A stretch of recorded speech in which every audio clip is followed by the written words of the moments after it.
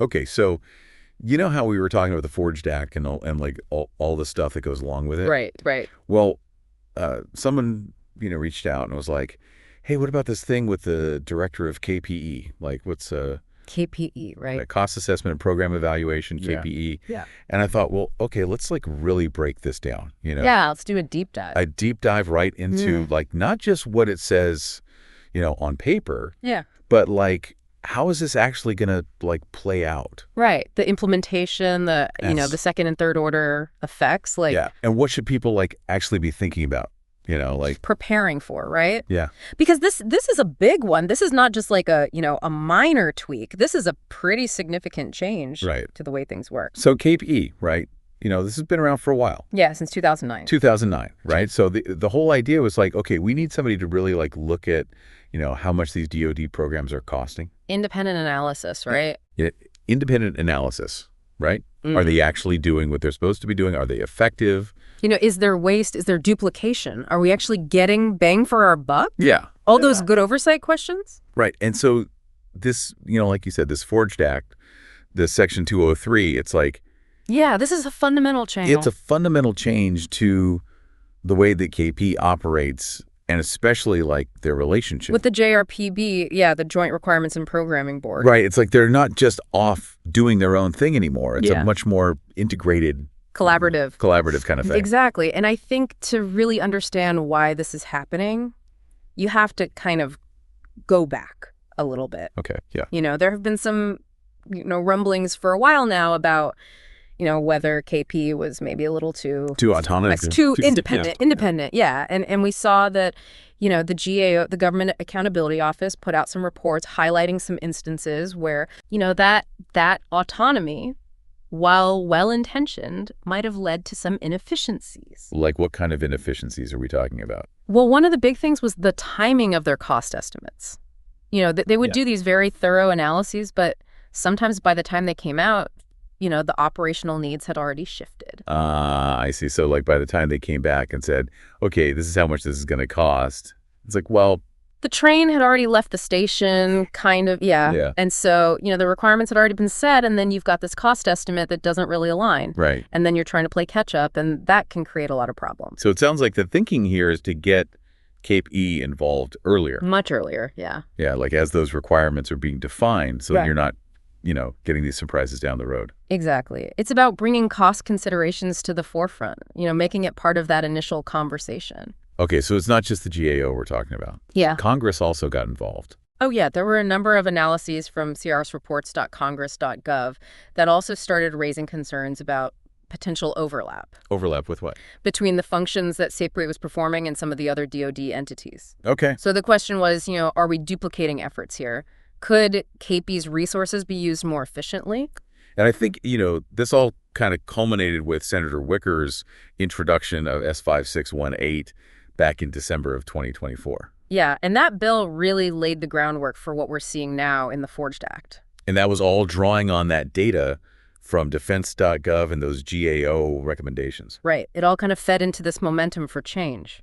Okay, so it's all about efficiency. It's about aligning costs and requirements early on. Right, getting everyone on the same page from the beginning. So let's talk about what are we actually trying to achieve here? So there are 5 key desired effects they're aiming for. Okay, hit me with number 1. Number 1, better alignment between KP's analyses and the joint priorities as defined by the JRPB. Okay, so that's the core issue that we were talking about before. Exactly. And the way they're going to do this is through a formal concurrence process. Concurrence meaning Meaning KPE and the JRPB have to agree. They have to agree. Okay. So before anything moves forward, both sides have to sign off on the cost estimates and how they relate to the requirements. So no more surprises down the road. That's the hope. Okay, what's number 2? Number 2, less unilateral authority for KPE. So they're reining him in a little bit? In a way, yeah. The idea is that by requiring JRPB concurrence, you're actually going to speed up the decision-making process because you're building in that collaboration from the get-go. Okay.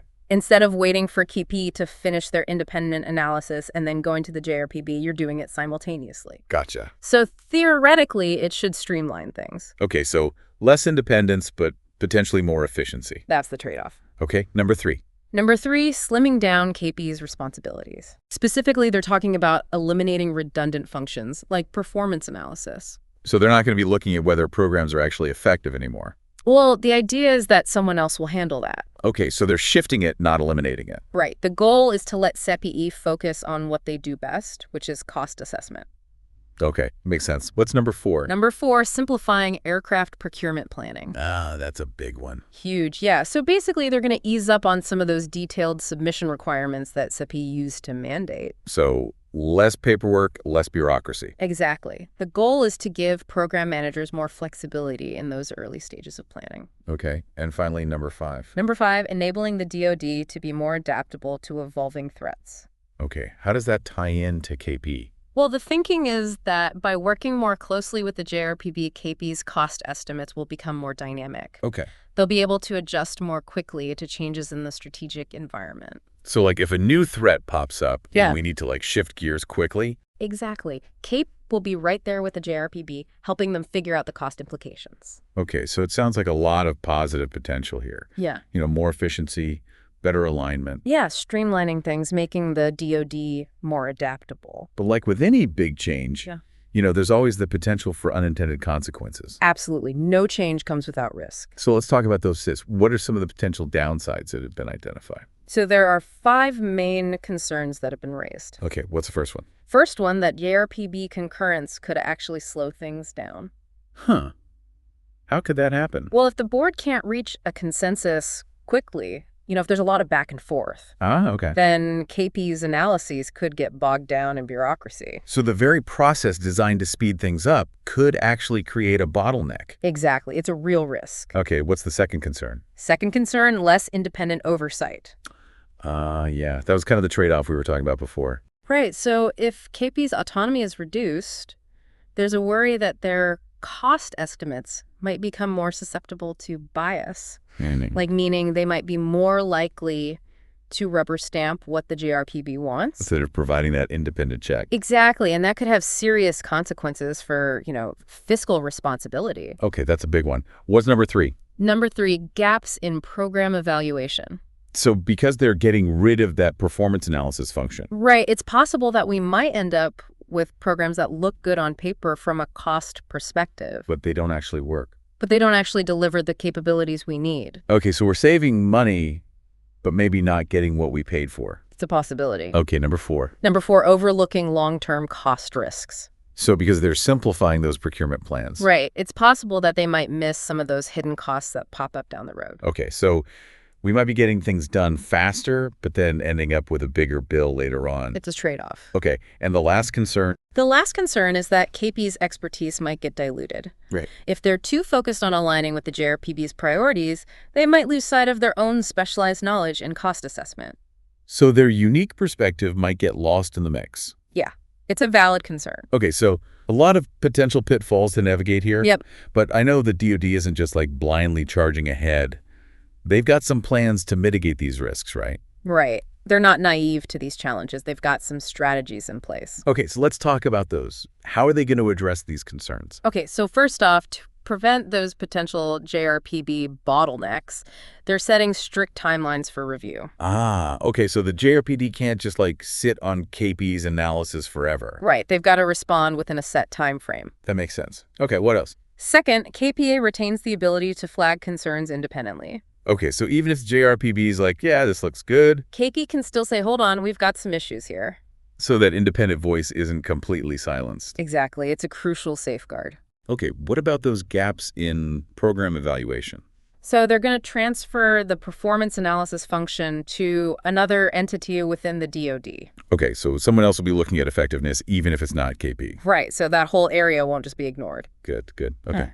What about those long-term cost risks? To catch those, they're going to implement periodic procurement audits led by a K. Okay, so they're going to go back and look at these programs after the fact and be like, okay, did we miss anything? Exactly, a kind of retrospective analysis. Okay, and finally, how are they going to prevent KP's expertise from being diluted?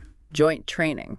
Joint training meaning? KPE and JRPB personnel are going to be trained together. Okay, so they're going to, like, learn each other's language. Exactly. The goal is to foster a shared understanding of their respective roles and expertise. Okay, so a lot of thought has gone into this. Yeah. It's not just like a flip the switch and everything changes kind of thing. Right. There's a lot of moving parts. So for you, the listener, as you're thinking about all of this, who are the people who are really going to be at the center of this change? Who are the key players to watch? Okay, so first and foremost, the KP director and their staff. Yeah, they're the ones whose jobs are changing the most. Right. They're going from being this independent entity to being much more integrated with the JRPB. So a big cultural shift for them. Absolutely. Okay, who else? The JRPB members themselves. Right, because they're the ones who are now responsible for incorporating KP's input. Exactly. Their workload is going to increase. They've got more to consider now. Okay, and the third group?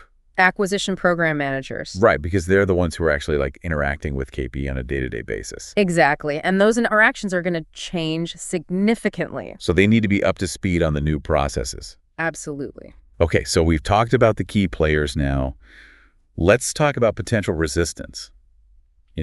Not everyone is going to be happy about this change. Right. Change is always hard, especially in a big organization like the DoD. So who might push back and why?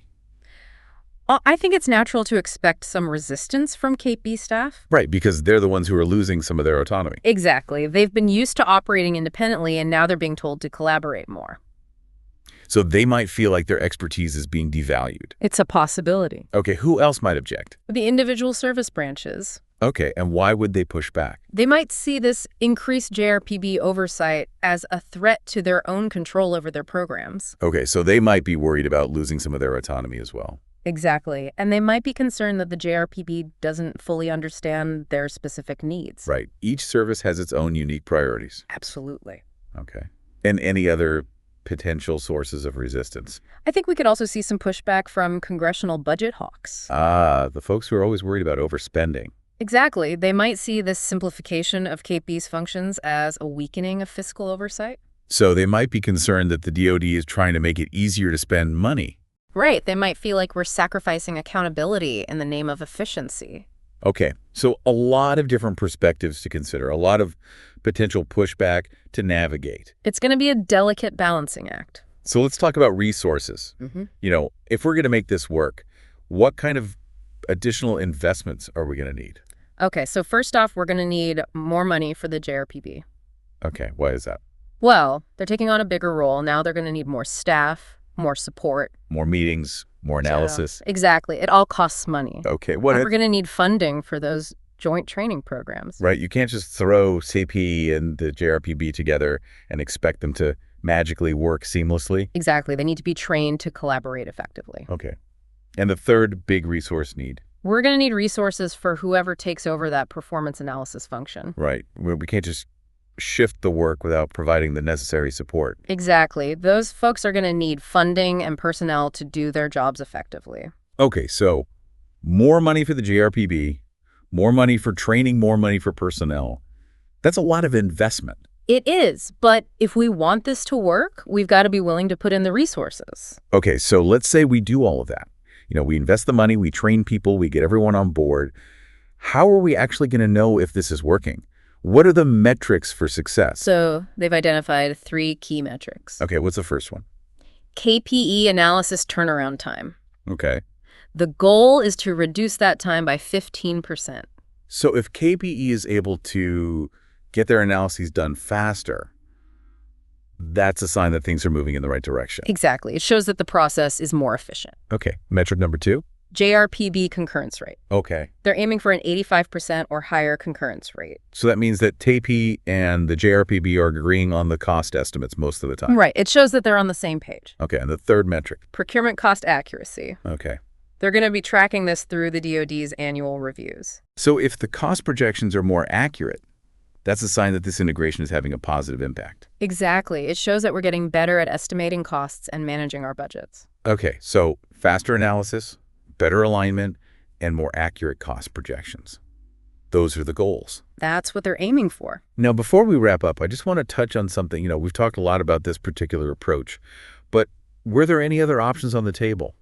Were there other ways the OD could have addressed these issues? Yeah, they did consider a couple of alternatives. Okay, what were they? One option was to keep KP independent, but give them a stronger advisory role to the JRPB.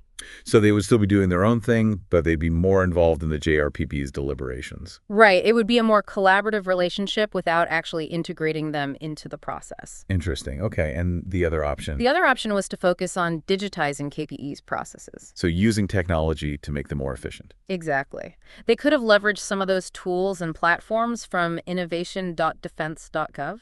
Okay, so two very different approaches. One focused on collaboration, one focused on technology. It's interesting to think about how things might have played out differently if they'd gone down one of those paths. Yeah, but ultimately they chose this path. It's more integrated approach. Right. And it's going to be interesting to see how it all unfolds. So to sum it all up for you, the listener, this recommendation from the Forged Act, it's a big deal. It's a major shift in the way the DoD does business. The goal is to make the acquisition process faster, more efficient, and more adaptable. But as we've discussed, there are risks involved. There are potential downsides. There are people who are going to resist this change. And it's going to require significant investment. But if the DoD can navigate those challenges and successfully implement this recommendation, it could lead to some real improvements. It could make the DoD more agile, more responsive, and ultimately more effective. So as we wrap up, I want to leave you with a final thought. We've talked about the intended consequences of this change, the goals, the metrics for success, but what about the unintended consequences? Those things that we can't predict right now. Yeah, those second and third order effects. Exactly. So what might those be? And how can the DoD prepare for them? How can they build in flexibility and adaptability so that they can respond to whatever challenges arise? That's the key, right? Anticipating the unknown and being ready to adjust course as needed. So for all of you out there in the DoD who are going to be implementing this change, good luck. It's a big task. And for all of you who are going to be affected by this change, pay attention. Stay informed, stay engaged. Because this is something that's going to have a real impact on the future of the DoD. Absolutely. And thanks for taking this deep dive with us. We'll see you next time.